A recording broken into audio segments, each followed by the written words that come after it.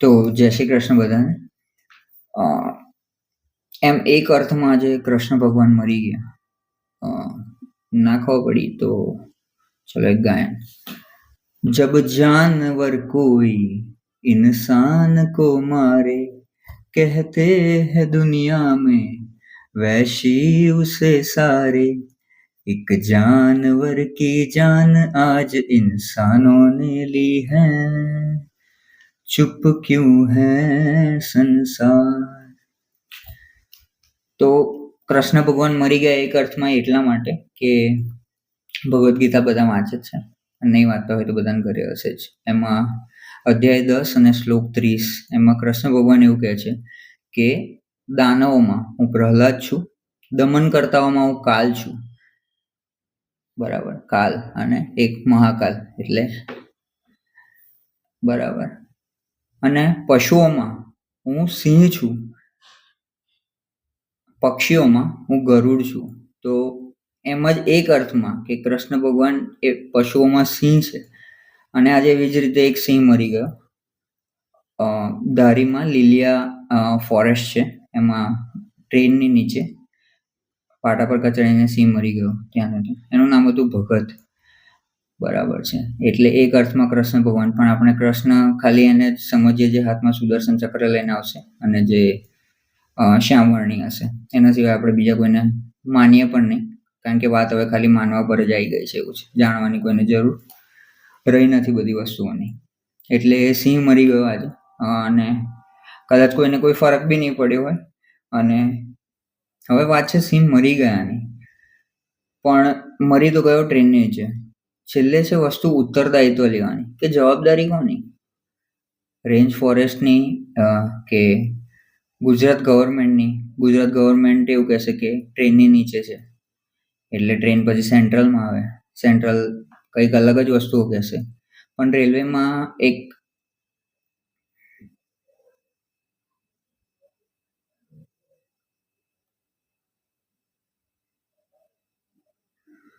પણ જો રેલવેના પાટા આટલા ગીચ જંગલમાં છે જ, ઠીક છે, જ્યાં આગળ 600ની આસપાસ સિંહ રહે છે, તો આટલી બધી નવી ટ્રેન અને એ બધાના ઉદ્ઘાટન કરવા કરતા કે પછી બુલેટ ટ્રેન ને એ બધી વસ્તુ બધું સારું જ છે, કંઈ ના નથી. પણ આપણે આપણું જોયા, ખાલી આપણું જ જોઈએ તો બરાબર નથી. આજુબાજુની પ્રકૃતિથી લઈને બધી વસ્તુનું ધ્યાન આપણે રાખીએ તો વધારે સારું. અને બધું એકબીજાથી જોડાયેલું છે. એકોક દિવસ ક્યારેક તો દરેક માણસને સમજાય જ છે અને સમજાતું હશે.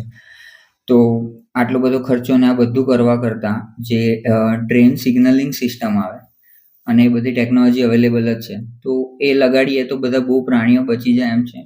કે સાઉથમાં હાથીઓ બચી જાય એમ છે, ગુજરાતમાં સિંહ બચી જાય એમ છે, અને આસામને એ બધી બાજુ પણ હાથી અને વાઘ બચી જાય એમ છે. તો બધા બહુ પ્રાણીઓ બચી જાય એમ છે. અને આ મોટા મોટા છે, બીજા કેટલાય પ્રાણીઓ મરી જતા હશે જેની કોઈ ખબર જ નથી, કે કોઈ વાત જ નથી. આ જ બધી વસ્તુઓના લીધે, આપણા જ લીધે, આપણી બનાવેલી વસ્તુઓના કારણે હેરાન થાય છે, મરી જાય છે અને કશું કરી પણ નથી શકતા. કારણ કે આપણાથી દરેક વખતે નાના હોય છે એવું જ આપણને લાગે છે.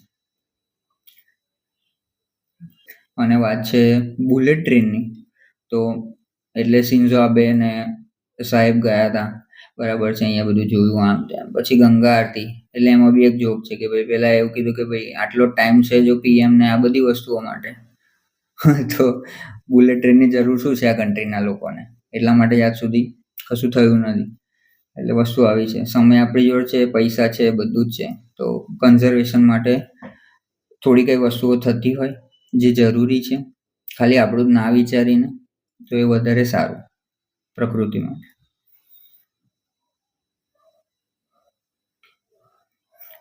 અને બીજી સૌથી ખાસ વાત એવી છે કે એશિયાટિક લાયન ખાલી અને ખાલી ગીરજમાં છે. આખા ઇન્ડિયામાં આખા એશિયાટિક લાયનની જે પ્રજાતિ છે એ ખાલી ને ખાલી ગીરમાં છે. એમાં પણ 600 છે, જેમાં 106 મેલ, 201 ફિમેલ અને 213ની આસપાસ બાળકોને એવું છે. એ બી કરંટ લાગે છે અને આ રીતે એ બધા એવી રીતે ઓફ જ થઈ જાય છે. હવે આ ખાલી બચ્યા કેવી રીતે? ગીરમાં.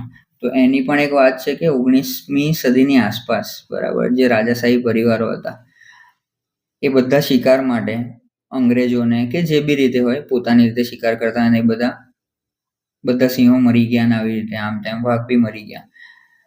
બચ્યા હતા ખાલી 12 સિંહ. એ 12 સિંહ હતા જુનાગઢના નવાબ પાસે. એટલા માટે ખાલી ને ખાલી ગીરમાં આ એશિયાટિક સિંહોની પ્રજાતિ છે એ બચેલી છે. તે આજની તારીખમાં 600 છે, પણ ગવર્મેન્ટનો ડેટા એવું કહે છે કે 2022 સુધી, મતલબ 31 ડિસેમ્બર 2022 સુધી લાસ્ટ 2 યરમાં 240 સિંહ મરી ગયા. એટલે 2 વર્ષમાં 240 સિંહ મરી ગયા અને ખાલી 600 જ વધ્યા છે. તો હવે 600 માટે બી તમે કશું ને કશું એવું કરી જ શકો છો કે એટલા બધા સેન્સરો અવેલેબલ છે ને બધું છે કે એ લોકોનું પ્રોટેક્શન થઈ શકે એમ છે. તો આ વસ્તુ પર બી જે પણ સરકાર છે, પ્રશાસન છે, બીજેપી છે, મતલબ મોદી સાહેબ તો મતલબ ગુજરાતના સિંહ છે એવું કહે છે બધા. અને ગીરવીર જાય તો સફારી ફોટો આમ તેમ બધી રીતે ગાડી પર ને પોતે ફોટોગ્રાફી કરે છે, બધું કરી રહ્યા છે. પછી સ્ટેટસો બી લોકો બનાવે છે કે ભાઈ ચાલે છે ને બાજુમાંથી 2 સિંહ નીકળે છે. તો એમાંથી એ 2 ભાઈબંધો જ હતા, એવું સમજો કે રુદ્ર અને ભગત. એમાંથી ભગત આજે મરી ગયો. એટલે હવે બાકી ફોટામાં બચ્યા 2 સિંહ, એક નીચે અને પેલા જે ચાલે છે. વસ્તુ એવી થઈ ગઈ. અને બહુ નવરાત્રીમાં 9 દિવસના નકોરડા ઉપવાસ ને આ તે બધી સારી વાત છે, પણ એ પેલી શેરાવાલી માતાનો શેર આજે મરી ગયો કોઈક ને કોઈક વિકાસના ચક્કરમાં. જે રોડ પર તો નથી દેખાઈ રહ્યો, ખાડા જ ખાડા છે. એટલે કસા ને કસા વિકાસના ચક્કરમાં શેરાવાલી માતાનો શેર જ તમે મારી નાખ્યો આજે. અને કૃષ્ણ ભગવાન બી મારી નાખ્યા. હમણાં દ્વારકા આવ્યા હતા, બહુ મોટો બ્રિજ છે આ તે, બધા ખાડા પડી ગયા હતા. અહીંયા પણ પાછા આવીને ચેક કરી લેવા, જોઈ લેજો. એટલે આવી જ રીતે હવે કોઈ પણ વસ્તુમાં કોઈ પણ જીવ સેફ જ નથી. એમ ગવર્મેન્ટની રીતે જોવા જઈએ કે દુનિયાની રીતે જોવા જઈએ, કોઈ પણ વસ્તુમાં કોઈ જીવ સેફ જ નથી રહ્યો. હમણાં રાજકોટનું બી થયું હતું, પછી અમદાવાદ, એના પહેલા સુરત, અને આ બધું માણસો બી હવે કઈ એમાં નથી રહ્યા. કશું થાય પ્રિવેન્શનની કોઈ વાત નહીં, ના કોઈ એન્જિનિયરિંગની વાત, ના કોઈ ટાઉન પ્લાનિંગ કે ના કોઈ જ વસ્તુ. એક વખત એક વસ્તુ થઈ જાય પછી એ લોકોને કમ્પન્સેશન આપી દેવાનું. તમે 5-5 લાખ રૂપિયા આપો છો, કોઈક માણસનો ઘરનો જીવ જતો રહ્યો છે અને તમે 5 લાખ રૂપિયા આપો છો. અને પણ કોને આપો છો? તમારા પોતાના કમાયેલા. તમે પ્રજા મરી જાય, પ્રજાના ટેક્સના રૂપિયાથી, એ લોકોના વેરાના રૂપિયાથી પ્રજાને જ પૈસા ચૂકવો છો, એમનો જીવ જતો રહે છે અને તમને કોઈ ફરક નથી પડતો. પછી તમે બીજા કોમ્પ્લેક્સો સીલ કરી દો છો જેમાં એક્સટિંગ્યુશન નથી, સર્ટિફિકેટ નથી, આ નથી, તે નથી. તો ફાયર ડિપાર્ટમેન્ટના જે બી કર્મચારીઓ છે બધા એકદમ સાહસી, જે આ બધું કરી રહ્યા છે. આટલા ટાઈમ સુધી કરી શું રહ્યા હતા? કેમ ફરી નથી રહ્યા કોમ્પ્લેક્સ? રોજ તો કશે ને કશે આગ નથી લાગી રહી? કોઈ જીવ સેફ નથી, ના કૂતરા સેફ છે. બરાબર. મને તો હમણાં હજુ થોડાક સમય પહેલા જ મને ખબર પડી. મને એવું હતું કે કૂતરાઓના કાન એ લોકો મસ્તી કરે કે એકબીજાને ઝપાઝપી કરે એમાં કાન કપાઈ જતા હશે. પણ થોડાક ટાઈમ પહેલા મારા ફ્રેન્ડે મને કીધું કે જ્યારે એ લોકોને સ્ટેરિલાઇઝ કરે તો માર્ક માટે કે આ લોકોને કરી નાખે છે, એ લોકોને એક બાજુનો આટલો આમ કાન કૂતરાઓનો કાપી નાખે. એટલે કેટલું હ્યુમિલિએશન છે, કેટલી હદનું. તો તમને જોઈને ખબર નહીં પડતી ગબલાઓ કે એના કાન કાપવા પડે કે દૂરથી જોવાઈ જાય એટલા માટે? બેવકૂફો છો તમે લોકો. કાઉ સ્લોટરનો હતો કે દરેક કાઉ સ્લોટરનો કાયદો લઈ આવ્યા છે, બરાબર છે, બહુ સારી વાત છે. પણ એમાં છે શું છેલ્લે કાયદામાં? પહેલા તો એ માણસ ગુનેગાર છે કે જે વેચી રહ્યો છે કે પછી ઓફર કરી રહ્યો છે કોઈને, કે એની કોઈ પ્રોડક્ટ બનાવીને વેચી રહ્યો છે, બરાબર છે, એટલું છે. અને એમાં કોઈ માણસ પકડાઈ જાય તો એને 10 વર્ષની સજા કાં તો 1 લાખ રૂપિયા. કોઈનો જીવ જતો રહ્યો અને તમારા માટે એટલું જ ઇમ્પોર્ટન્ટ છે કે 10 વર્ષની સજા કાં તો 1 લાખ રૂપિયા કાં તો બંને વસ્તુ. એમાંથી કેટલા કેસ થયા છે, શું વસ્તુ છે, હજુ સુધી કેટલાને સજા મળી?